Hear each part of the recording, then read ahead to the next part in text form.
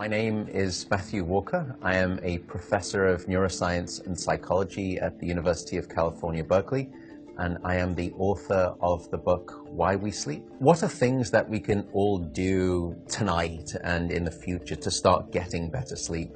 Well, beyond carving out a non-negotiable 8-hour sleep opportunity, there are probably at least 5 things that we can do.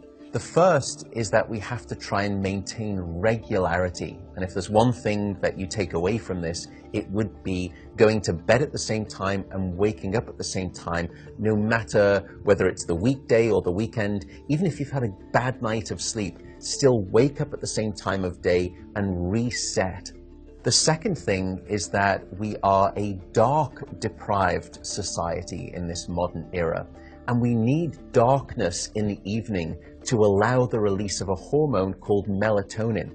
And melatonin helps the healthy timing of our sleep. So try to dim down half the lights in your home in the hour before bed. Stay away from screens, especially those LED screens. They emit blue light that actually puts the brakes on melatonin. And those blue light emitting devices fool your brain into thinking that it's still daytime, even though it's nighttime and you want to get to sleep. The third key ingredient is to keep it cool. Many of us actually have a bedroom that's too warm in terms of temperature. So an optimal temperature is about 68 degrees Fahrenheit or about 18.5 degrees Celsius. And the reason is that your brain and your body need to drop their core temperature by about 2 to 3 degrees Fahrenheit to initiate good sleep. And that's the reason that you will always find it easier to fall asleep in a room that's too cold than too hot. So having a cool room actually takes your brain and body in the right temperature direction to get good sleep. The fourth critical factor is actually avoiding alcohol and caffeine. Unfortunately, this makes me deeply unpopular, but alcohol is perhaps the most misunderstood drug when it comes to sleep. People think that it helps them fall asleep. That's not actually true. Alcohol is a class of drugs that we call the sedatives. And what you're doing is just knocking your brain out. You're not putting it into natural sleep. We also know that alcohol will fragment your sleep, so you'll wake up many more times throughout the night. And alcohol is also a very potent chemical for blocking your dream sleep or your rapid eye movement sleep. Caffeine is also a problem. Many of us know that caffeine can keep us awake. It's an alerting chemical. It's a stimulant in terms of a class of drugs.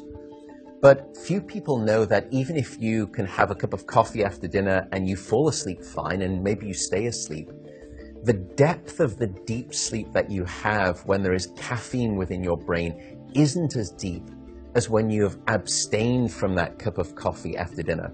So as a consequence, you wake up the next morning, you feel unrefreshed, and you don't remember waking up or having a difficult time falling asleep, but now you find yourself reaching for 2 or 3 cups of coffee in the morning, and you develop this dependency, this addiction cycle. The fifth and final tip for better sleep is to not stay in bed awake. So if you haven't fallen asleep within 20 or so minutes, or you've woken up and you're finding it difficult to fall back asleep, don't stay in bed awake. The reason is that your brain very quickly starts to learn the association between your bed being about the place that you're awake rather than your bed being about sleep. So the advice is to get up, go to another room, and in dim light, just read a book. No screens, no email checking, no food. And only when you feel sleepy should you return to bed. And that way you can actually then relearn the association between your bedroom being about the place of sleep rather than being awake.